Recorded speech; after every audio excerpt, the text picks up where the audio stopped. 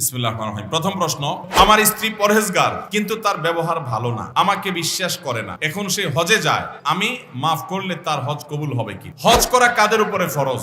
নারীদের সঠিক পর্দার নিয়ম জানতে চাই। কিছু পুরুষ আছে যারা স্ত্রীর কথায় উঠে বসে, এমনকি পুরুষের বাসার অথবা ব্যবসায়িক কাজে ব্যস্ত থাকে এবং মহিলারা বাজারে এসে বাজার করে, স্কুলে বাচ্চা নিয়ে এসে ঘন্টার পর ঘন্টা আড্ডাবাজি করে। সেই পুরুষ ও মহিলাদের পরকাল সম্পর্কে জানতে চাই। বর্তমানে যাদের ছেলে সন্তান নাই কিন্তু মেয়ে সন্তান আছে, তার বাবা মৃত্যুর আগে সম্পত্তি মেয়েদের নামে লিখে দিয়ে যায়, তাতে ভাতিজারা না পায়, তা কতটুকু শরীয়ত সম্মত? এরপরে প্রশ্ন হলো, নামাজে ইমামতি করতে অথবা নামাজ পড়তে সূরা নিসের দিক থেকে উপরের দিকে পড়া যাবে কিনা? অর্থাৎ প্রথম রাকাতে সূরা ফিল পাঠ করে পরের রাকাতে সূরা তাকাসুর এটা পাঠ করা যাবে কিনা? পাঠ করলে নামাজের কোনো ক্ষতি হবে কিনা? নামাজ পুনরায় পড়তে হবে কিনা জানতে পারলে খুশি হব। এরপরে প্রশ্ন হলো, কোন লোক বাবা মা ভাই বোনকে অত্যাচার করতেছে, প্রতিবেশীরাও অত্যাচারের শিকার, এ লোকে নামাজ রোজা সহ অন্য আমল করলে কোনো লাভ হবে কি? অনেক কাজী সাহেব আছেন যারা সামান্য কিছু টাকা বেশি পাওয়ার জন্য কোন মহিলা স্বামীকে ছেড়ে আসলে মহিলাকে 4 বা 5 মাস আগের ব্যাক ডেটে ডিভোর্স বা তালাক শো করিয়ে অন্য একটি পুরুষ বা তার প্রেমিকের সাথে সরাসরি বিয়ে পড়িয়ে দেয়।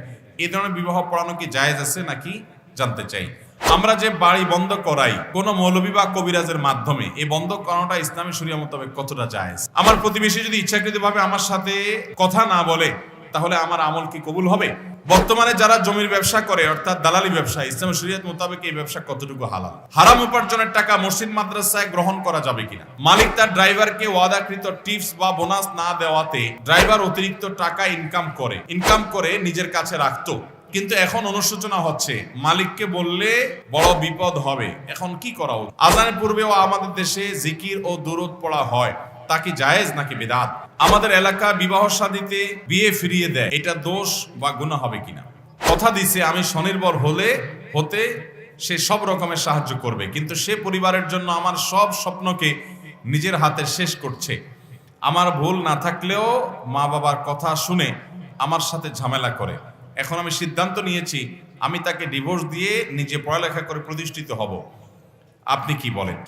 এরপরে প্রশ্ন হলো, আমরা অনেকে বিভিন্ন ব্যাংকে টাকা রেখে যে লাভ পাই তা দিয়ে সংসার পরিচালনা করি। প্রশ্ন হচ্ছে, এটা সুদ হলে আমাদের কিরকম পাপ হবে? এ থেকে উত্তরণের উপায় কি?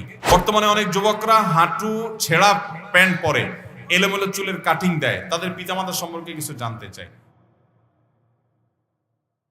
স্বামী ও স্ত্রীর মাঝে ঝগড়ার কারণে স্বামী যদি স্ত্রীকে বলে আমি তোমাকে বিদায় করে দিব, আমি তোমাকে রশি কেটে দেব, তুমি চলে যাও, এভাবে যদি বারবার বলতে থাকে তাহলে তালাক হবে কিনা? স্বামী স্ত্রীর সম্পর্ক থাকবে কিনা? এখন স্ত্রীর করণীয় কি?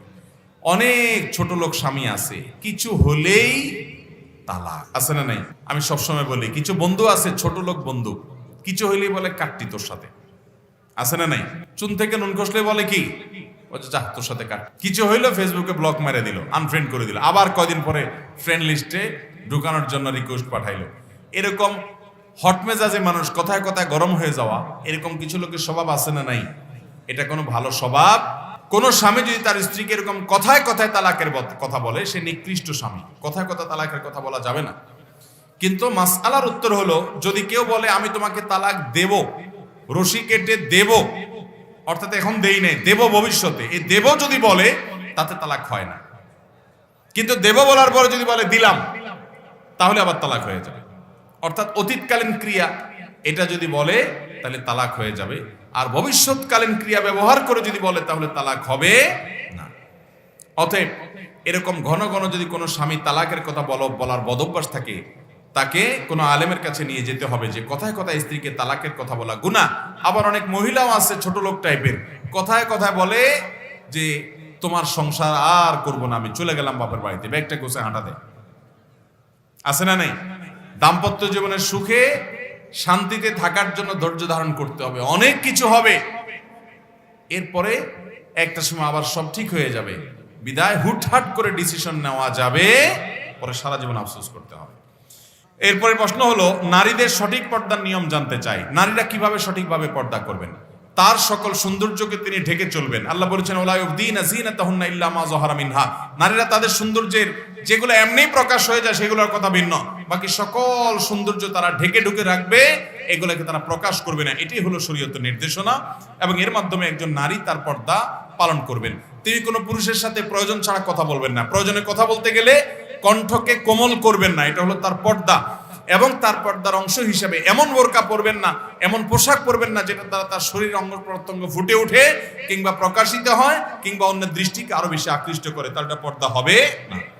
এরপরে প্রশ্ন হলো, কিছু পুরুষ আছে যারা স্ত্রীর কথায় উঠে বসে, এমনকি পুরুষের বাসার অথবা ব্যবসায়িক কাজে ব্যস্ত থাকে এবং মহিলারা বাজারে এসে বাজার করে, স্কুলে বাচ্চা নিয়ে এসে ঘন্টার পর ঘন্টা আড্ডাবাজি করে। সেই পুরুষ ও মহিলাদের পরকাল সম্পর্কে জানতে চাই।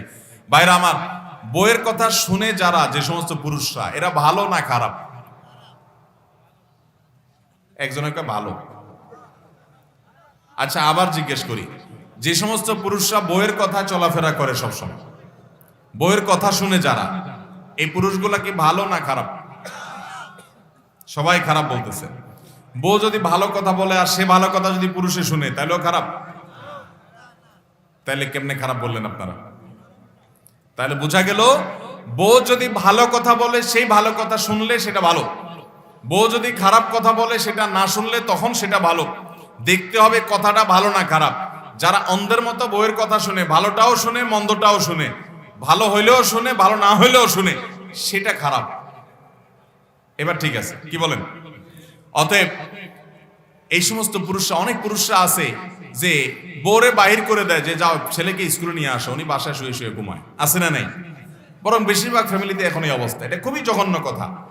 নিজের স্ত্রীকে বাইরে বের করে দিলেন, একান্ত প্রয়োজনে তিনিও বাইর হবেন, কিন্তু আপনি তাকে বাইরে বের করে দিবেন না, আপনি নিজে যাবেন এবং তাকে বাইরের ভেতরের কাজগুলো তাকে করতে দিবেন। এটা যদি না করেন তাহলে আপনি দায়ুস হবেন। আর দায়ুস আল্লাযী ইউকিরু ফি আহলিল খাবাস, আপনার পরিবারকে আপনি বের করে পর্দার বাইরে যেতে বা অন্য পুরুষদের সামনে যেতে আপনি বাধ্য করছেন, অথচ আপনি বাসায় অবস্থান করছেন। এটা জায়েজ নাই। শরীয়তের নির্দেশনা অনুপাতে তাদেরকে ভেতরের কাজ করতে দিবেন, আপনি বাইরের সাইড দেখবেন। বর্তমানে যাদের ছেলে সন্তান নাই কিন্তু মেয়ে সন্তান আছে, তার বাবা মৃত্যুর আগে সম্পত্তি মেয়েদের নামে লিখে দিয়ে যায়, তাতে ভাতিজারা যেন না পায়, তা কতটুকু শরীয়ত সম্মত? কোন মানুষ জীবদ্দশায় একটা মেয়ে আছে, সব সম্পদ লিখে দিয়ে যাচ্ছে, অথবা দুইটা মেয়ে আছে, সব সম্পদ তাদেরকে দিয়ে যাচ্ছে, কেন? যে ভাতিজারা যেন না পায়, অমুকে যেন না পায়, তমুকে যেন না পায়। এই কাজটা করা অনুচিত, কিন্তু যদি দিয়ে যায় মেয়েদের জন্য সেটা হালাল হবে। অনুচিত কেন? কারণ কোন ওয়ারিসকে বা আপনার সম্পদ কেউ পেতে পারে, তাকে আপনি বঞ্চিত করার ইচ্ছা করলেন, এটা হলো তার প্রতি এক রকমের অবিচার, এটা জুলুম, এটা জায়েজ নাই। কিন্তু যদি এভাবে দিয়ে দেয় মেয়েদেরকে হেবা হিসাবে, দান হিসাবে, ঠিক আছে আমি তোমাদেরকে দান করে দিলাম, বাপ মেয়েদেরকে দান করতেই পারে, সমান হারে দিল, তাহলে সেক্ষেত্রে সেটা দেওয়াটা জায়েজ হবে। বাট অন্যকে যে ঠকানোর উদ্দেশ্য হয়েছে ওটার কারণে তার কি হবে? গুনাহ হবে। অতএব এরকমটি না করা উচিত। আবাউকুম ওয়া আবনাকুম লা তাদরুনা আইয়ুহুম আকরাবু লাকুম নাফআ, তোমাদের ওয়ারিসদের মধ্যে কে বেশি উপকারে তোমরা জানো না। এইজন্য আল্লাহ যা নির্ধারণ করেছে সে অনুযায়ী দেওয়া উচিত এবং ওইটাকে মানার ভিতরেই কল্যাণ আছে। তবে হ্যাঁ, মেয়েদেরকে কিছু সম্পদ আপনি গিফট হিসাবে সমান হারে ভাগ করে দেন জীবদ্দশায়, সেটা ভিন্ন বিষয়। আর কিছু সম্পদ রাখেন যে মৃত্যুর পরে সমান হারে যার যা প্রাপ্য তা পাবে, সবগুলো আপনি দিয়ে দিবেন না। আল্লাহ রাব্বুল আলামিন আমাদেরকে আমল করা এবং বুঝার তৌফিক দান করুন। জাযাকুমুল্লাহ খাইর। এরপরে প্রশ্ন হলো, আমার স্ত্রী পরহেজগার কিন্তু তার ব্যবহার ভালো না, আমাকে বিশ্বাস করে না, এখন সে হজে যায়, আমি মাফ করলে তার হজ কবুল হবে কিনা? মাশাআল্লাহ, এই স্বামী তো ভালো মানুষ দেখা যাচ্ছে, যে বউ তার সাথে ব্যবহার খারাপ করছে, তারপরে বউর হজ নিয়ে চিন্তা আছে কবুল হবে কি হবে না। মাশাআল্লাহ, নেককার মানুষের আলামত বোঝা গেল। শুনেন, নবী করিম সাল্লাল্লাহু আলাইহি সাল্লামের কাছে বলা হলো, হে আল্লাহ রাসূল, আমরা একটা লোককে চিনি, যেই লোকটা অনেক নফল নামাজ পড়ে, রোজা রাখে, অনেক ভালো ভালো কাজ করে, কিন্তু সে প্রতিবেশীর সাথে ব্যবহার খারাপ করে, প্রতিবেশীর সাথে সম্পর্ক খারাপ, প্রতিবেশীকে কষ্ট দেয়। কি হবে তার? নবী সাল্লাল্লাহু আলাইহি সাল্লাম বলেছেন, হুয়া ফিন্নার, সে জাহান্নামে যাবে। এরপরে বলা হলো, হে আল্লাহ রাসূল, আরেকজন আছে যে ফরজ নামাজটা পড়ে, হারাম গুনাহ থেকে, কাজগুলো থেকে বাঁচে, অতিরিক্ত নফল আমল করার সময় সে পায় না, কিন্তু তার প্রতিবেশীর হক আদায় করে, কেউ তার দ্বারা কষ্ট পায় না। নবী সাল্লাল্লাহু আলাইহি সাল্লাম বলেছেন, হুয়া ফিন্নার, এই ব্যক্তি জান্নাত, হুয়া ফিল জান্নাহ, এই ব্যক্তি জান্নাতে যাবে। তাহলে বোঝা গেল, আপনার ব্যক্তিগত আচার আচরণ যদি খারাপ হয়, মানুষের হক যদি নষ্ট করেন, আপনার নফল আমল ইবাদত আল্লাহর কাছে গ্রহণযোগ্য হবে। তবে যে বোনের কথা বলা হলো, তিনি সত্যিই যদি তার স্বামীর সাথে ব্যবহার খারাপ করেন, আচরণ খারাপ করেন, তিনি গুনাহগার। স্বামী যদি তাকে মাফ করেন, যে স্বামী প্রশ্ন করেছেন, আপনি যদি মাফ করে দেন তাকে আল্লাহর জন্য, তিনি যদি নিজেকে শুধরে নেন, তাহলে ইনশাআল্লাহ তার হজ এটা অবশ্যই ফলপ্রসূ হতে পারে, এটা অবশ্যই আল্লাহর কাছে মাকবুল হতে পারে, বিশেষ করে আপনি স্বামী হিসাবে যদি তাকে মাফ করে দেন। এরপরে প্রশ্ন হলো, নামাজে ইমামতি করতে অথবা নামাজ পড়তে সূরা নিচের দিক থেকে উপরের দিকে পড়া যাবে কিনা, অর্থাৎ প্রথম রাকাতে সূরা ফিল পাঠ করে পরের রাকাতে সূরা তাকাসুর এটা পাঠ করা যাবে কিনা, পাঠ করলে নামাজের কোনো ক্ষতি হবে কিনা, নামাজ পুনরায় পড়তে হবে কিনা জানতে পারলে খুশি হব। নামাজের মধ্যে ধারাবাহিকতা রক্ষা করা সুন্নাহ, অর্থাৎ উপরের দিক থেকে নিচের দিকে আসতে হবে।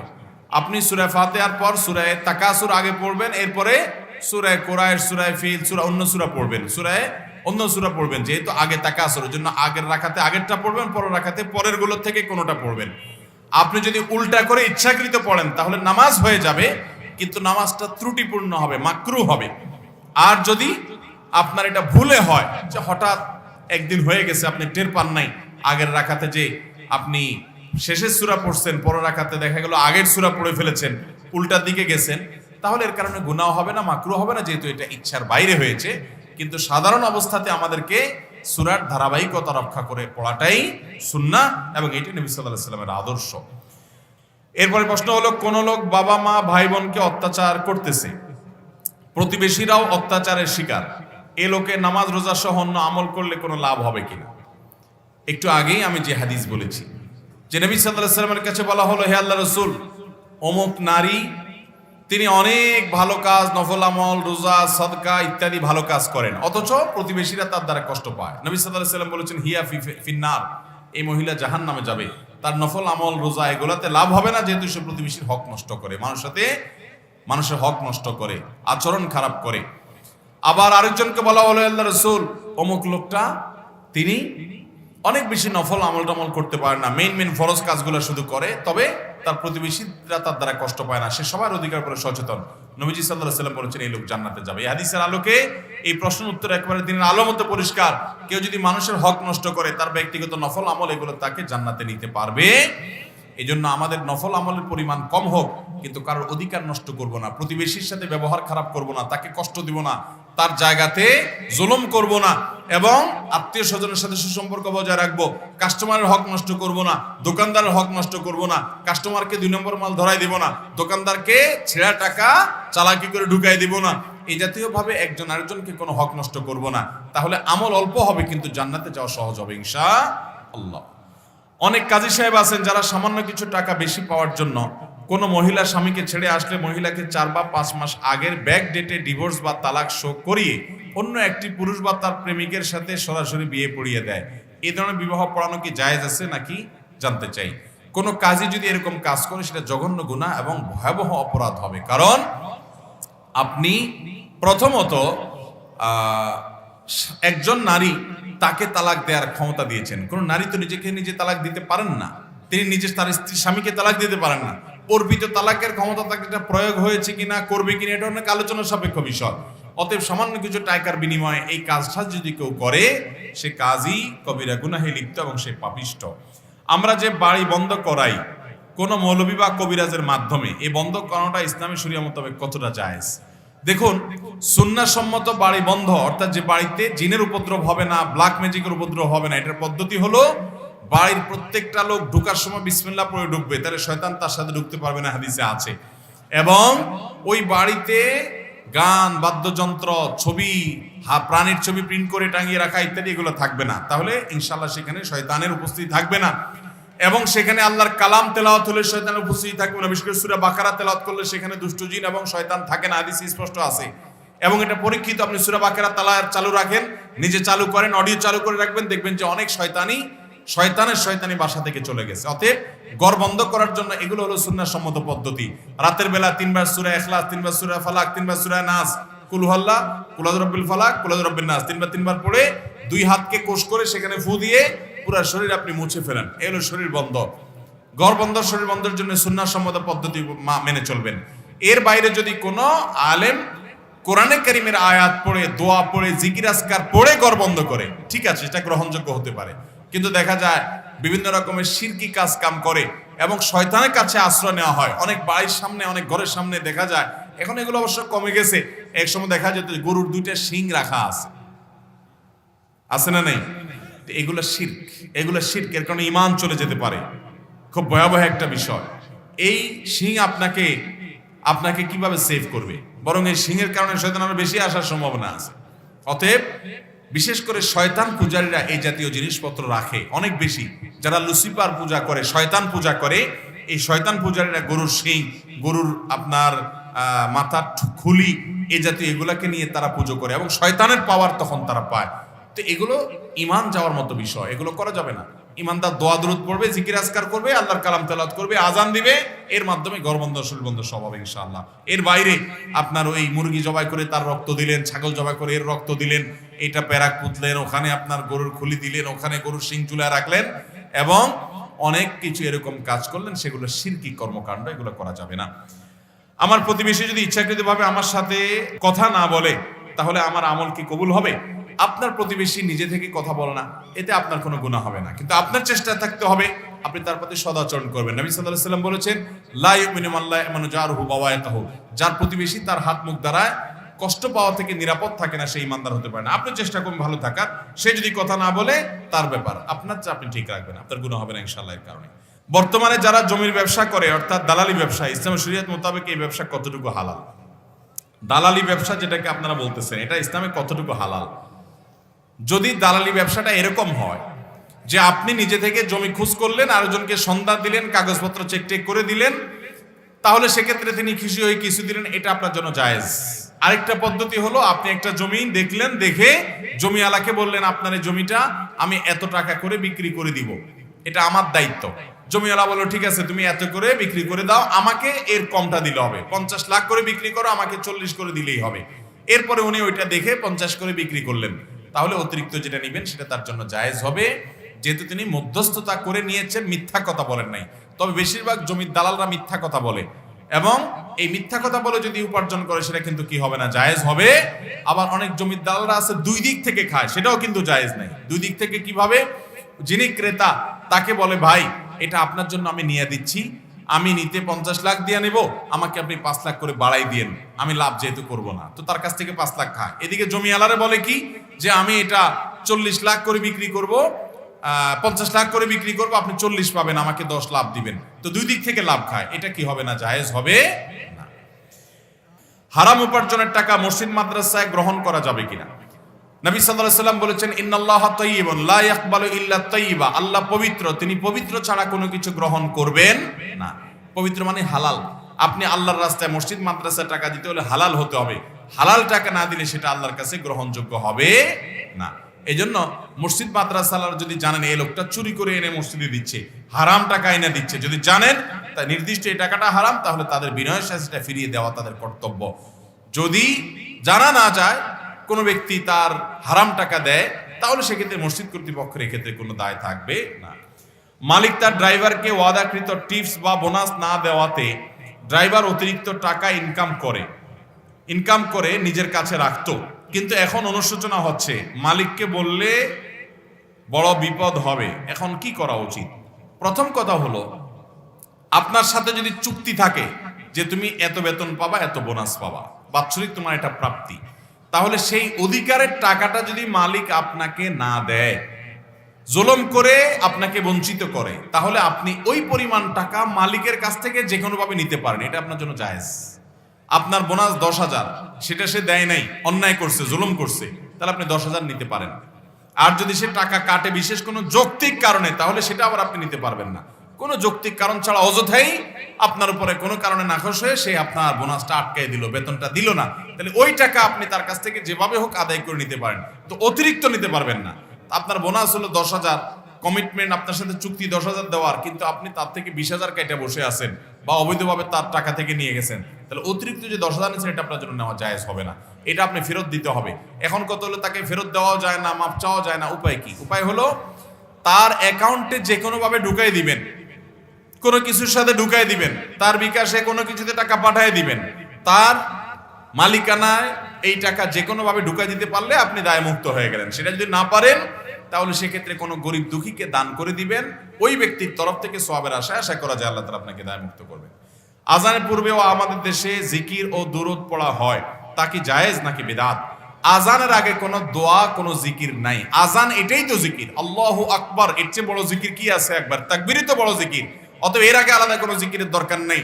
আর দুরূদ আজানের পরে দুরূদ পড়তে হয়, হাদিসে আসছে আজানের দোয়া পড়বেন তখন দুরূদ পড়বেন, আজানের আগে কোনো দুরূদ নাই। আমাদের দেশে বিশেষ করে চট্টগ্রাম এলাকাতে আছে, এই সমস্ত এলাকাতেও আছে, মাজার যে সমস্ত এলাকা আছে এই সমস্ত এলাকা অনেক জায়গায় এরকম আছে যে আজানের আগে বলে আসসালাতু ওয়াসসালামু আলাইকা ইয়া রাসূলুল্লাহ, সালাতুন ইয়া রাসূলুল্লাহ আলাইকুম ইত্যাদি ইত্যাদি বলে এরপরে আজান। ভাইরা আমার, আজানের আগে দুরূদ পাঠ করার কথা কোনো হাদিসে বলা হয় নাই। আমরা মন মতো ইবাদত করলে তার নাম বিদআত, এবং নবী সাল্লাল্লাহু আলাইহি ওয়াসাল্লামের পদ্ধতি অনুযায়ী করলে তার নাম সুন্নাহ। অতএব সুন্নাহ পালন করতে গিয়ে আজানের পরে আমাদেরকে দুরূদ পড়তে হবে, আজানের আগে না। আমাদের এলাকা বিবাহ শাদীতে খোঁজ বলে, বিয়ে ফিরিয়ে দেয়, এটা দোষ বা গুনাহ হবে কিনা?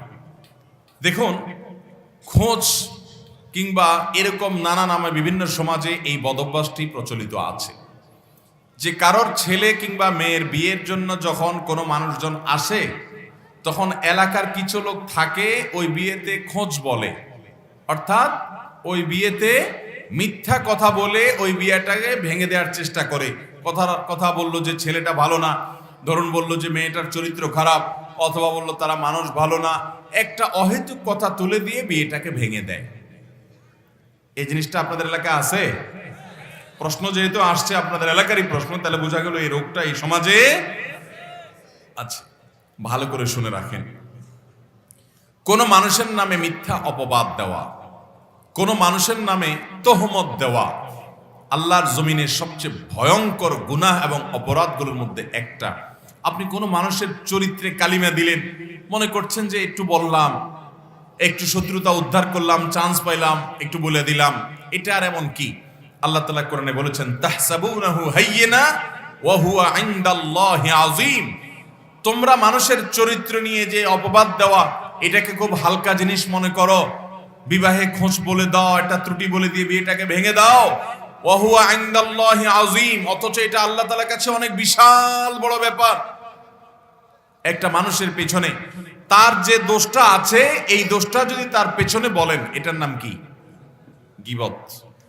যিকরুকা আখাকা মা ইয়াকরাহুহু, তোমার মুসলিম ভাইয়ের অগোচরে তার পেছনে যদি এমন কোনো কথা বলো যেটা তার সামনে বললে তিনি কষ্ট পাবেন, এটার নাম কি? গীবত। এই গীবত যদি ইসলামে হারাম হয়, নিষিদ্ধ হয়, এবং আপন মৃত মরা ভাইয়ের গোশত খাওয়ার মতো জঘন্য, নোংরা এবং ভয়াবহ অপরাধ হয়, অথচ আপনি যার গীবত করছেন সেই দোষটা তার মধ্যে আছে না নাই? আছে। তার মধ্যে সেটা থাকলে তখন তার পেছনে বললেন শুধু, এই কারণে সেটা গীবত হলো। আর যদি কারোর পেছনে এমন কথা বলেন, এমন ত্রুটির কথা বলেন, তার এমন সমস্যার কথা বলেন যেটা আসলে বাস্তবে নাই, তাহলে সেটা তো গীবতের চাইতে বহুগুণ জঘন্য বলার অপেক্ষা রাখে। এটাকে বলা হয় তোহমত। এটাকে কি বলা হয়? তোহমত, মানে মিথ্যা অপবাদ। এই মিথ্যা অপবাদ দেওয়া এটা জঘন্য অপরাধ, জঘন্য গুনাহ। ভাইরা আমার, আল্লাহর আরশ কাঁপার মতো অপরাধ। এই অপরাধের শাস্তি যে কত ভয়াবহ হবে, গীবতের কারণে যদি শাস্তি এত ভয়াবহ হয় এবং নবী সাল্লাল্লাহু আলাইহি সাল্লামকে দেখানো হয় যে গীবতের শাস্তি কি হবে, তাহলে সেক্ষেত্রে মানুষের পেছনে তার দোষ নাই সেই দোষটা বানিয়ে বলে তার বিয়ে ভেঙে দেওয়া, আত্মীয়তা হতে না দেওয়া, সম্পর্ক সৃষ্টি হবে সেখানে বাধা দেওয়া, এবং যারা আত্মীয়তার জন্য আসছে তাদেরকে ফিরিয়ে দেওয়া, এটা কত বড় জঘন্য অপরাধ হবে। আমরা অনেকে আছি নামাজে কালামে মুসলমান, নামে মুসলমান, দাবিতে মুসলমান, কিন্তু এই জাতীয় আচরণে মুসলমান তো দূরের কথা, সম্পূর্ণ কাফের বেঈমানদের চাইতে অনেক সময় খারাপ চরিত্রের, পশুদের মতো, বরং পশুদেরকে হার মানানো খারাপ চরিত্রের। এটা এরকম একটা চরিত্র যে অহেতুক একটা মানুষের নাম মিথ্যা কথা বলে, আপনার হয়তো তার সাথে কোনো কারণে শত্রুতা আছে, হতে পারে একসাথে থাকতে গেলে শত্রুতা হতেই পারে, কিন্তু তাই বলে তার ছেলে তার মেয়ের বিয়েটাকে আপনি খোঁজ বলে সেখানে মিথ্যা কথা বলে আপনি ভেঙে দিলেন, এটা কখনো জায়েজ হতে পারে না। আল্লাহর জমিনের সবচেয়ে বড় অপরাধগুলোর মধ্যে একটা। খবরদার, আল্লাহকে ভয় করেন। আপনি না পারলে চুপ থাকেন, কোনো মন্তব্য করবেন না, কিন্তু মিথ্যা কথা বলার কোনো সুযোগ নাই। কিন্তু যদি সত্যি কোনো দোষ থাকে, ধরুন আপনার পাশের প্রতিবেশী তার মেয়েটার বিয়ের জন্য এক পক্ষের লোকেরা আসছে খোঁজ খবর নিতে, আপনাকে জিজ্ঞাসা করলো বা আপনার সাথে দেখা হলো আপনি যদি জানেন যে এই মেয়েটা অন্য ছেলের সাথে সম্পর্ক আছে বা এই মেয়েটা অন্য ছেলের হাত ধরে পালায় গেছে, তাহলে আপনি অবশ্যই জানা থাকলে জানায় দিবেন যে মেয়েটার কিন্তু ইতিহাস এই। আপনি যদি জানেন এই মেয়েটার শরীরে ভয়াবহ কোনো রোগ আছে, তো আপনি অবশ্যই সেটা জানায় দিবেন। এই জানাই দেওয়াটা গীবত হবে না, হারাম হবে না, কারণ এটা তো তার সামনে সত্য উন্মোচন করার প্রয়োজন, তা না হলে সে ধোঁকা খাবে, প্রতারিত হবে, এটা আপনাকে করতেই হবে। এখানে যদি আপনি বরং লোকছাপা করেন তাহলে আপনি গুনাহগার হবেন, কারণ লোকটাকে আপনি প্রতারিত করলেন। অতএব বিয়ের জন্য যখন কেউ আসে, পারলে সত্য কথা বলবেন, আর না পারলে চুপ থাকবেন। কখনো মিথ্যা কথা বলে বিয়ে ভেঙে দেওয়া, তাদেরকে ফিরিয়ে দেওয়া এবং এই জাতীয় কোনো কাজ করা, এগুলো জঘন্য অপরাধ। কবিরা গুনার মধ্যে যদি তালিকা করা হয়, সবচেয়ে শীর্ষস্থানীয় ভয়াবহ অপরাধগুলোর মধ্যে থেকে একটি। আল্লাহ রাব্বুল আলামিন আমাদেরকে এই ধরনের ভয়াবহ গুনাহ থেকে বেঁচে থাকার তৌফিক দান করুন। সবাই মেনে চলবো তো ইনশাআল্লাহ? বাবারা, ভাইয়েরা, নামাজ কালাম পড়ে শুধুমাত্র জান্নাতে যাবেন এত সোজা না। আপনার আচার আচরণ, আপনার কাজ কারবার, আপনার এই জাতীয় বিষয়গুলো আপনার জান্নাত এবং জাহান্নামে যাওয়ার ফয়সালা এগুলোর মাধ্যমে হতে পারে। আপনি কি জান্নাতে যাবেন না জাহান্নামে যাবেন, সেই ফয়সালা নির্ধারিত হতে পারে আপনার এই জাতীয় আচরণের মাধ্যমে। অতএব আপনি কপালে সিল লাগিয়ে ফেললেন, মুখে দাড়ি রাখলেন, এটাই যথেষ্ট নয়। আপনি কোনো মানুষের এভাবে হক নষ্ট করছেন কিনা সেটা আপনাকে দেখতে হবে। আপনার সাথে শত্রুতা আছে, শত থাকতে পারে, তাই বলে আপনি তার নামে একটা মিথ্যা কথা বলে তার ছেলে বা মেয়ের বিয়ে ফিরিয়ে দিবেন, এটা হতে পারে না। এটা কোনো মানুষের চরিত্র হতে পারে না, মুসলমান তো পরের কথা। আমরা বেঁচে থাকবো তো ইনশাআল্লাহ। আল্লাহ রাব্বুল আলামিন এই জাতীয় এই খোঁজ বলা বলেন বা অন্য কোনো নাম দেন, এই জাতীয় বদঅভ্যাস থেকে আমাদেরকে বেঁচে থাকার তৌফিক দান করুন। এরপরে প্রশ্ন হলো, আমি লেখাপড়া করে নিজে প্রতিষ্ঠিত হতে চাই, আমার স্বামীও আমায় কথা দিছে আমি স্বনির্ভর হতে সে সব রকমের সাহায্য করবে, কিন্তু সে পরিবারের জন্য আমার সব স্বপ্নকে নিজের হাতে শেষ করছে। আমার ভুল না থাকলেও মা বাবার কথা শুনে আমার সাথে ঝামেলা করে। এখন আমি সিদ্ধান্ত নিয়েছি আমি তাকে ডিভোর্স দিয়ে নিজে পড়ালেখা করে প্রতিষ্ঠিত হব। আপনি কি বলেন? একজন নারী, তিনি অবশ্যই ব্যবসা বাণিজ্য করতে পারেন পর্দার মধ্যে থেকে, তিনি হালাল উপার্জন করতে পারেন পর্দার মধ্যে থেকে, শরীয়তের সীমানার মধ্যে থেকে, কোনো অসুবিধা নেই। আম্মাজান খাদিজা রাদিয়াল্লাহু তাআলা আনহা ব্যবসা করেছেন, পুঁজি বিনিয়োগ করেছেন বাসায় থেকে, এবং সেটা যদি জায়েজ হয় তো আমাদের মা বোনরাও ব্যবসা বাণিজ্য করতে পারেন, কাজ করতে পারেন। কিন্তু মনে রাখবেন, ইসলাম চায় মেয়েরা বাসা বাড়ির ভেতরের দিকটাকে সামলাক, কাজটা তাদের মূল বিষয় না। তাদের মূল ডিউটি হলো বাসা বাড়ি সামলানো, আর স্বামীদের দায়িত্ব, পুরুষদের দায়িত্ব হলো বাসার বাইরের সাইড সামলানো, অর্থাৎ উপার্জন করে নিয়ে আসা। ইসলাম এই যে সিস্টেম করে দিয়েছে, এই সিস্টেমের মধ্যেই মানব জাতির কল্যাণ আছে। আজ পৃথিবীতে এই সিস্টেমটাকে লঙ্ঘন করে নারী পুরুষ সবাইকে উপার্জন করতে উদ্বুদ্ধ করা হচ্ছে, এটা কখনো ন্যায়সঙ্গত হতে পারে না। যারা মনে করেন যে ছেলেরা উপার্জন করছে, মেয়েরাও নিজের পায়ে নিজে দাঁড়াবে, আত্মনির্ভরশীল হবে, তারাও কাজ করবে, অফিস আদালতে যাবে, ব্যবসা বাণিজ্য করবে, গণহারে সেটার জন্য যারা উদ্বুদ্ধ করে থাকেন, তাদের কাছে আমাদের প্রশ্ন, একজন নারী তিনি সন্তান গর্ভে ধারণ করেন, পুরুষ কি সন্তান গর্ভে ধারণ করতে পারে? তাহলে একজন নারীর যে ডিউটি, সন্তান গর্ভে ধারণ করে, এটা তো 2-4 দিনের কাজ না, 10 মাসের কাজ। তার যদি সংসারে 2-4টা সন্তান হয়, তো জীবনে 4টা বছর তার ইয়াং জীবনের একটা গুরুত্বপূর্ণ সময় চলে যায় এই কষ্টের কাজটা করতে গিয়ে। এই কষ্টের কাজটা কি পুরুষ করে দিতে পারবে? তার স্বামী করে দিতে পারবে? পারবে না। সন্তানকে দুধ দেওয়া, দুধ খাওয়ানো, মায়ের বুকের দুধে আল্লাহ তাআলা সন্তানের জন্য উপকারী খাদ্য রেখেছেন, এবং এই খাদ্যের কোনো বিকল্প নাই। এর চেয়ে উপকারী কোনো খাবার নাই মায়ের বুকের দুধে যে উপকারিতা আছে। ওই পটের দুধে এত উপকারিতা নাই মায়ের বুকের দুধে যত উপকারিতা আছে। এখন কথা হলো, একজন মা সন্তান জন্ম দেওয়ার পর 2 বছর ধরে সন্তানকে দুধ পান করাচ্ছেন। এই যে 2 বছর ধরে সন্তানকে দুধ পান করাচ্ছেন, এই দুধ পান করানোটা দিনে রাতে বহুবার করাইতে হয়। এটা একটা সহজ ডিউটি না, বেশ ভালোই কষ্টের ডিউটি? কষ্টের ডিউটি না? তো এই ডিউটিটা কি কোনো পুরুষ করতে পারবে? আমার কথা বুঝেন নাই? কোনো পুরুষ কি করতে পারবে এই ডিউটি? পারবে না। তাহলে সন্তান জন্ম দেওয়া, সন্তান গর্ভে ধারণ করা, সন্তানের দুধ পান করানো, এই সব কাজগুলো সৃষ্টিগতভাবে আল্লাহ রাব্বুল আলামিন মেয়েদেরকে দিয়ে রাখছেন। তার শরীরের অবকাঠামো এমন ভাবে আল্লাহ তৈরি করেছেন যে এই কাজগুলো তার করতেই হয়, এগুলো পুরুষ চাইলেও করতে পারে না বা পুরুষ চাইলেও তাকে ভাগ দেওয়া যায় না, তাহলে তার এই ডিউটিটা জীবনের একটা বড় অংশ, মূল অংশ জুড়ে তাকে করতে হয়, পুরুষ সেটার ভাগ নিতে পারে না। আর পুরুষকে আল্লাহ তাআলা দায়িত্ব দিয়েছেন সে বাহির থেকে কামাই রোজগার করে নিয়ে আসবে। এখন যদি বউরেও আপনি চাকরি করান, তাকে দিয়ে কাজ করান, তাহলে আপনিও সংসারে 20,000 টাকা মাসে আনলেন, উনিও 20,000 টাকা মাসে আনলো। অর্থাৎ আপনার দায়িত্ব ছিল 40,000-এর পুরোটা আনা, আপনি তার অর্ধেক ওনাকে দিয়ে আনাইলেন, কিন্তু ওনার যে সন্তান গর্ভে ধারণ করার, সন্তানকে দুধদান করার দায়িত্ব ছিল, এটা কি আপনি তার অর্ধেকটা নিতে পারবেন? তাহলে তার মানে কি দাঁড়াইলো? তার মানে দাঁড়াইলো ওনার যা ডিউটি ছিল সেটা শতভাগ উনি পালন করতেছে, উপরন্তু আপনার ডিউটির অর্ধেক তার ঘাড়ে আপনি চাপায় দিয়েছেন। এটা কি মেয়েদের জন্য মুক্তি হলো, না তাদেরকে দিয়ে ডাবল ডিউটি করানো হলো? আমার কথা বুঝেন নাই ভাইরা আমার? ইসলাম ছাড়া শান্তির কোনো পথ পৃথিবীতে নাই। মানুষ অনেক কিছুই অ্যাপ্লাই করবে, প্রয়োগ করবে, ট্রাই করবে, ট্রায়াল করবে, দেখবে, কিন্তু দিন শেষে তাকে স্বীকার করতেই হবে আল্লাহ রাব্বুল আলামিনের বিধানের বাইরে অন্য কোনো বিধান মানব জাতির জন্য কখনো, কোনো অবস্থাতে, কোনো সমাজে, কোনো কালে কল্যাণকর বিবেচিত হবে না, প্রমাণিত হবে না। অতএব একজন মা, একজন বোন, তিনি বাসার ভেতরটাকে সামলাবেন, পুরুষ বাহিরটাকে সামলাবেন। ভেতরটা সামলানোর পাশাপাশি তিনি কিছু করতে পারেন, সেটা করতে পারেন। অথবা তার স্বামী অমানুষ, তার ভরণ পোষণ দেয় না, তিনি নিরুপায় হয়ে নিজের ভরণ পোষণের জন্য ব্যবস্থা করতে হয়, সেটাও তিনি করবেন। কিন্তু অপ্রয়োজনে, অপ্রাসঙ্গিকভাবে, অযাচিতভাবে তিনি অহেতুক নিজেকে বাহিরে এঙ্গেজ করে ফেলবেন এবং এটা স্বামী করতে না দিলে স্বামীকে ডিভোর্স দেওয়ার চিন্তা করবেন, এটা অবশ্যই কোনো প্রশংসনীয় চিন্তা হতে পারে না। আল্লাহ কোরআনে বলেছেন ওয়াকারনা ফি বুয়ুতিকুন্না, হে নারীরা তোমরা তোমাদের বাসা বাড়িতে অবস্থান করো। অবস্থান করাটাই নারীর জন্য অধিকতর উপযোগী। আচ্ছা বলুন তো, সন্তান গর্ভে ধারণ করলে ওই টাইমটাতে অফিস আদালতে, ওই টাইমটাতে রাস্তাঘাটে, ওই দিনটাতে কাজে কর্মে থাকা বেশি উপযোগী, না বাসায় থাকাটা বেশি স্বাস্থ্যের জন্য উপযোগী এবং ভালো? কোনটা? বাসায় থাকাটা না?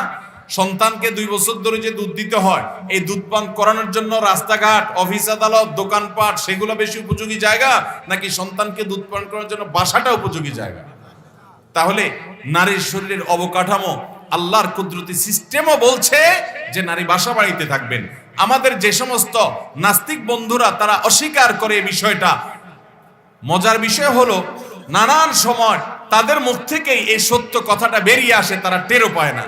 এই যে সদ্য যে বিতর্কিত বই, ক্লাস 6-7 যে বই নিয়ে সারা দেশে সমালোচনার ঝড় উঠলো এবং আলহামদুলিল্লাহ সেই বইয়ের বিতর্কিত অংশ পাঠদান বন্ধ করার ঘোষণা হলো, সেজন্য অবশ্যই সংশ্লিষ্টদেরকে আমরা ধন্যবাদ জানাই। কিন্তু সেই বিতর্কিত বইয়ের একটা অংশ ছিল শরীফার গল্প। আপনারা অনেকে শুনেছেন। এই শরীফার গল্পের মধ্যে দেখা গেল যে ট্রান্সজেন্ডার, এটাকে সমাজে, এটা নিয়ে আলোচনা উঠিয়ে ঘুরিয়ে ফিরিয়ে সমকামিতাটাকে সমাজে প্রতিষ্ঠিত করার অপচেষ্টা করা হলো। মুসলমানদের সমাজে অপ্রয়োজনে এখানে সমকামিতাটাকে প্রতিষ্ঠা করার যে নোংরা চেষ্টা করা হয়েছে গল্পের মাধ্যমে, সেটা আমরা সবাই জানি। এই গল্পের মধ্যে বলা হয়েছে শরীফ নামে একটা লোক, তিনি হঠাৎ করে মনে করতে লাগলেন, তার মনে হলো তিনি এখন মহিলা হয়ে গেছেন, এই জন্য তিনি শরীফা বলছেন। আসলে কিছুই হন নাই, তার মাথা থেকে পা পর্যন্ত একজন পুরুষের শরীরে যা যা আছে তার শরীরে তা তা আছে, অবকাঠামো ঠিক পুরুষেরই আছে, পরিবর্তন কিচ্ছু হয় নাই, কিন্তু তার মনে হয়েছে তিনি মহিলা, এই জন্য তার নাম শরীফ থেকে তিনি শরীফা করে ফেলছেন। আচ্ছা ভালো কথা, এই গল্পের মধ্যে লেখা আছে যে যখন তার মনে হলো তিনি নারী হয়ে গেছেন, তখন থেকে তিনি বাইরে কাজ করা অপছন্দ করতে লাগলেন, তার বাইরের কাজ আর ভালো লাগে না, তখন থেকে মায়ের কাজে সহযোগিতা করতে তার ভালো লাগে। দেখেন, এটাই হলো মূল পয়েন্ট, যে এই গল্প যারা লিখেছেন ইসলাম বিদ্বেষী নাস্তিক ভাবাপন্ন মানুষগুলো, এই মানুষগুলো বলছে যে শরীফ যখন শরীফা হয়ে গেছে তখন সে বাসা বাড়িতে থাকতে পছন্দ করে, মায়ের কাজ করতে, রান্নাবাড়ার কাজ করতে, ঘরোয়া কাজ করতে পছন্দ করে, বাইরে কাজ করতে তার ভালো লাগে না। তাইলে বোঝা গেল যে এই নাস্তিক বা ইসলাম বিদ্বেষী মানুষগুলো স্বীকার করে মানুষ যখন নারী হিসাবে সৃষ্টি হয় তখন তার কর্মস্থলটা বাহির না হয়ে ভেতর হওয়াটাই হলো প্রকৃতি, ভেতর হওয়াটাই হলো তার, এটা ন্যাচারাল, এটা হলো প্রকৃতির দাবি। এই যে ছেলেটা হঠাৎ মেয়ে হলো, তার মানসিকতাটাই চেঞ্জ হয়ে গেছে, তার মানে প্রকৃতিটাই এরকম, সৃষ্টি এরকম, নেচারটাই এরকম, আল্লাহ এভাবেই তৈরি করেছেন। অতএব যারা মেয়েদেরকে তাদের কর্মস্থলকে বাহির প্রতিষ্ঠিত করতে চায় তারা নেচারের বিরুদ্ধে যাচ্ছে, তারা প্রকৃতি বিরুদ্ধ কাজ করছে। তাদের মুখ থেকেই প্রমাণ হলো যে আল্লাহ যা বলেছেন সেটাই মহাসত্য, নারীদের জন্য বাহিরের চাইতে বাসার ভেতরটা অধিকতর উপযোগী, আর ওইটাই ন্যাচারাল। শরীফার গল্প যদিও বোগাস এবং বানোয়াট, ভিত্তিহীন মিথ্যা গল্প, কিন্তু মিথ্যা গল্প বলতে গিয়েও তারা সেই সত্যকে তাদের অজান্তে তারা স্বীকার করে ফেলেছেন। ঠিক না ঠিক বলেন ভাইরা আমার? ঠিক একইভাবে বাংলাদেশে একজন প্রথিতযশা কবি আছেন, কবি নির্মলেন্দু গুণ। নির্মলেন্দু গুণের একটা কবিতা আছে, এই কবিতাটা আপনারা অনেকে পড়েছেন, আমি বহুবার পড়েছি। এই কবিতায় তিনি লিখেছেন ভালোবাসার কবিতা। ভালোবাসা বলতে তো আজকাল মানুষ বুঝে বিবাহের আগের যেটা 2 নম্বরটা হয়, ওই 2 নম্বরটাই আর কি। তিনি ওই 2 নম্বরটা অবশ্য নিয়ে কবিতার মধ্যে বোঝান নাই, উনি 1 নম্বরটার কথাই বলছেন। উনি সেই কবিতায় বলেছেন, আমাকে কেউ ভালোবাসতে হবে এমন কোনো কথা নাই, কিন্তু আমি বাহির থেকে আসলে ভেতর থেকে কেউ একজন দরজা খুলে দেখে, এটা আমি চাই। দেখেন, তাহলে তিনি নিজেও স্বীকার করতেছেন যে ভেতরে একজন মহিলা থাকুক, এটাই হলো ন্যাচারাল, এটা তার প্রকৃতির দাবি, এটা তার মনের দাবি। নিজের অজান্তেই কিন্তু আল্লাহ যা বলেছেন, ইসলাম যা বলেছে সেটাকে স্বীকার করে নিচ্ছেন। ঠিক না ঠিক? কত প্রমাণ লাগবে আপনার কাছে? এই নাস্তিক বন্ধুরা জানে না যে তাদের অজান্তে থলের বিড়াল বের হয়ে যায়, আল্লাহ তাআলার অস্তিত্বের স্বীকৃতি দেয়। এরাও যখন ফান্দে পড়ে যায়, ভূমিকম্প শুরু হয়ে যায়, মুখ দিয়া নিজের অজান্তে আল্লাহ বের হয়ে যায়। আল্লাহ রাব্বুল আলামিন আমাদেরকে এই বিভ্রান্তির বেড়াজাল থেকে বাঁচার তৌফিক দান করুন। আমার যে বোন এই প্রশ্ন করেছেন, সেই বোনকে বলবো, আল্লাহ রাব্বুল আলামিনের কাছে যদি আপনি সারেন্ডার করে থাকেন, তার কাছে যদি নিজেকে সমর্পণ করে থাকেন, তো আপনি বাহিরে কাজ করার জন্য তো পাগল পড়া কেন যে আপনি স্বামীকে ডিভোর্স দিয়ে দিবেন, বাহিরে আপনি কাজ করতে পারবেন না সেজন্য? তবে হ্যাঁ, অবশ্যই আমি আপনার সাথে একমত, আপনার স্বামী যদি আপনার শ্বশুর শাশুড়ির কথা শুনে আপনার প্রতি অবিচার করে, সেটার জন্য আপনি বিহিত করেন, তালাশ করেন, আপনি চেষ্টা করেন সেটাকে থামাবার। কিন্তু তাই বলে আল্লাহর বিধানের বাইরে, আল্লাহর পদ্ধতি এবং সুন্নাতুল্লাহের বাইরে গিয়ে আপনি কখনো সুখী হতে পারেন না। আল্লাহ রাব্বুল আলামিন আমাদের মা বোনদেরকে দুনিয়ার এই চক্রান্ত থেকে বেঁচে থাকার তৌফিক দান করুন। যারা নারীদেরকে অধিকার দেওয়ার নাম করে তাদের দিয়ে ডাবল ডিউটি করিয়ে নেয়, তাদের চক্রান্ত সম্পর্কে মুসলমান নারীদেরকে আল্লাহ তাআলা সজাগ থাকার তৌফিক দান করুন।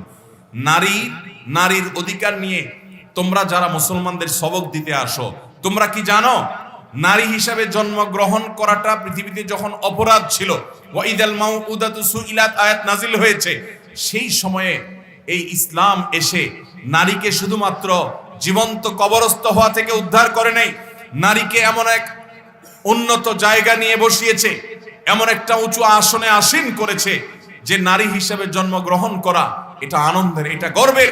নবী সাল্লাল্লাহু আলাইহি সাল্লাম দুজন কন্যার বাবা হলে, মা হলে তার জন্য জান্নাতের দায়িত্ব নিয়েছেন। কোরআনে আল্লাহ তাআলা সূরা নিসা নাযিল করেছেন। নবী সাল্লাল্লাহু আলাইহি সাল্লাম বলেছেন, আমি নারীদের বেশি ভালোবাসি পুরুষদের তুলনাতে। নবী সাল্লাল্লাহু আলাইহি সাল্লামের হাদিসের আলোকে নারীকে মুক্তির ঘোষণা তিনি দিয়েছেন। যখন নারী মুক্ত ছিল না, যখন তোমাদের নারীবাদীদের বাপদাদার 14 গোষ্ঠীর জন্ম হয় নাই, তখনই আল্লাহ রাব্বুল আলামিন ইসলাম, নবী সাল্লাল্লাহু আলাইহি সাল্লাম আমাদের দেশের গোটা পৃথিবীর সকল নারীদের মুক্তির পরওয়ানা এবং পয়গাম নিয়ে এসেছেন। অতএব ইসলামের বাইরে কোনো শান্তির পথ থাকতে পারে? আল্লাহ তাআলা ইসলামের কাছে আমাদের সবাইকে সারেন্ডার করার তৌফিক দান করুন। আমরা ইসলামের কাছে সারেন্ডার করতে বাধ্য। 2 দিন আগে অথবা 2 দিন আপনি সিজদা করেন না, অহংকার করেন, সিজদা করার সময় পান না, আপনি বাধ্য হয়ে সিজদা করবেন। মৃত্যুর পর যখন কবরে রাখা হবে, আপনার কপাল মাটির সাথে ঘষবে, মিশবে, কিন্তু সেই সিজদা আল্লাহর কাছে গ্রহণযোগ্য হবে। অতএব আগে ভাগে আসুন আল্লাহর নির্দেশের কাছে সারেন্ডার করি। আল্লাহ আমাদের সবাইকে ফিতনার এই সময়ে ঈমান ধরে রাখার, ফিতনার এই বেড়াজাল থেকে বেঁচে থাকার তৌফিক দান করুন। এরপরে প্রশ্ন হলো, 7.5 তোলার স্বর্ণ অথবা 52.5 তোলার রূপা কারো নিকট থাকলে অথবা সমপরিমাণ মূল্যের টাকা থাকলে যাকাত দিতে হয়, কিন্তু 7.5 তোলার স্বর্ণের বর্তমান মূল্য প্রায় 6.5 লক্ষ টাকা, কিন্তু 52.5 তোলা রূপার মূল্য অনেক কম। তাহলে স্বর্ণের মূল্য অনুযায়ী যাকাত দিলে আদায় হবে কিনা জানতে চাই। কেউ বলেন 50,000 টাকা অথবা সমপরিমাণ অলংকার থাকলে যাকাত দিতে হবে। সঠিক উত্তর জানতে চাই। দেখুন, স্বর্ণ অথবা রূপা এই দুইটার নেসাবের কোনটা, স্বর্ণ হলে 7.5 তোলা অর্থাৎ 85 গ্রাম, আর রূপা হলে 52.5 তোলা অর্থাৎ 595 গ্রাম। এই পরিমাণ স্বর্ণ অথবা রূপা যে কোনো একটার মালিক হলে তার উপরে জাকাত ফরজ। এখন আমাদের যদি নাকি টাকা হয়, এই টাকাটা স্বর্ণেও কনভার্ট হতে পারে, রূপায় কনভার্ট হতে পারে, এই জন্য সর্বনিম্নটা টাচ করলে জাকাত এসে যাবে। যেহেতু রূপার দাম কম, এই জন্য রূপারটা টাচ করলে জাকাত এসে যাবে। আর যদি কারো পিওর স্বর্ণ থাকে তাহলে সেক্ষেত্রে 7.5 ভরি রাখ পর্যন্ত জাকাত হবে না। কিন্তু স্বর্ণ কিছু আছে, টাকা কিছু আছে, তাহলে দুইটার মূল্য যোগ করে রূপারটা টাচ করলে জাকাত হয়ে যাবে। শুধু স্বর্ণ থাকলে শুধু তখন 7.5 ভরির আগে জাকাত আসবে না। এই বিষয়ে ওলামা ইকরামের তেমন কোনো মত পার্থক্য আছে বলে আমার জানা নাই, যদিও এটা আমাদের অনেকের বুঝে নাও আসতে পারে, কিন্তু মাসআলা এটাই এবং চূড়ান্ত সিদ্ধান্ত এটাই। এরপরে প্রশ্ন হলো, কোন সময়কাল হইতে আজান দেওয়ার প্রচলন শুরু হয়েছে, তখন নবী করিম সাল্লাল্লাহু আলাইহি সাল্লাম খুব পছন্দ করে সেটাকে গ্রহণ করলেন। আল্লাহর পক্ষ থেকে ওহী ওইটাকে আজান হিসাবে ধরে হলো, এবং ওইটাই তখন থেকে চালু হলো যে আজানের ওয়াক্ত হলে, নামাজের ওয়াক্ত হলে আল্লাহু আকবার থেকে লা ইলাহা ইল্লাল্লাহ পর্যন্ত আজানের এই বাক্যগুলো পাঠ করে মানুষকে আহ্বান করা হয়।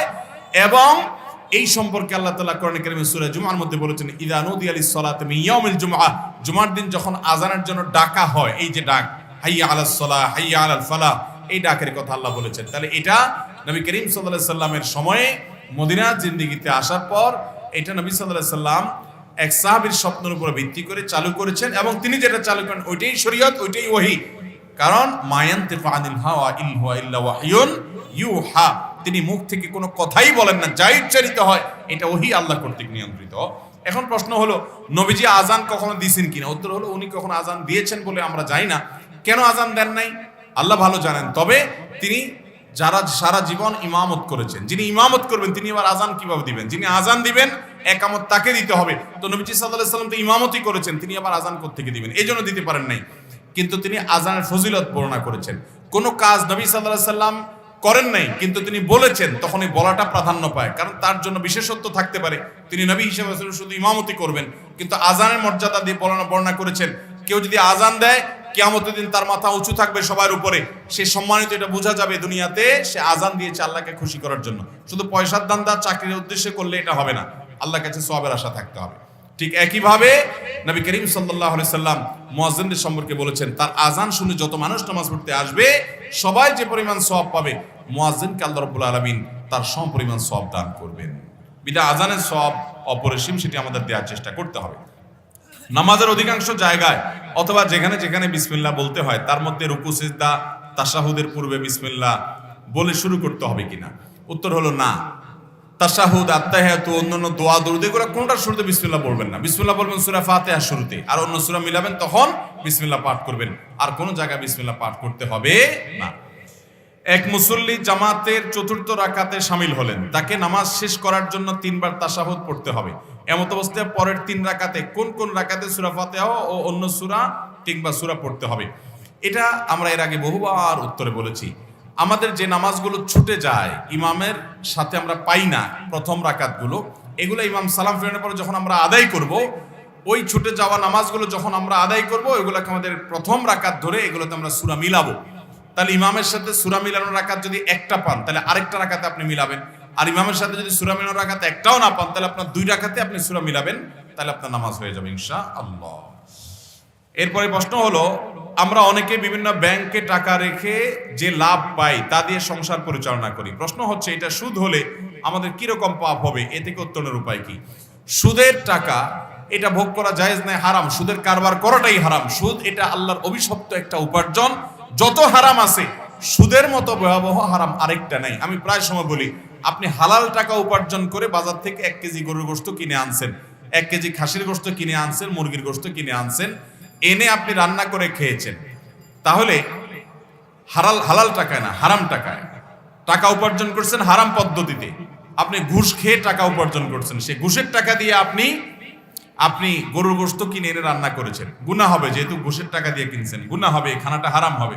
কিন্তু এর কারণে গুনাহ যতটা হবে, আপনি হালাল উপার্জন করে, শরীরে পরিশ্রম করে, রিক্সা চালিয়ে আপনি টাকা উপার্জন করে, ওই টাকা দিয়ে সুদের কারবার করে সেটার লাভের টাকা দিয়ে যদি আপনি গরুর গোশতও কিনেন, তাহলে হালাল টাকা দিয়ে শূকরের গোশত কেনার চাইতে জঘন্য অপরাধ হবে।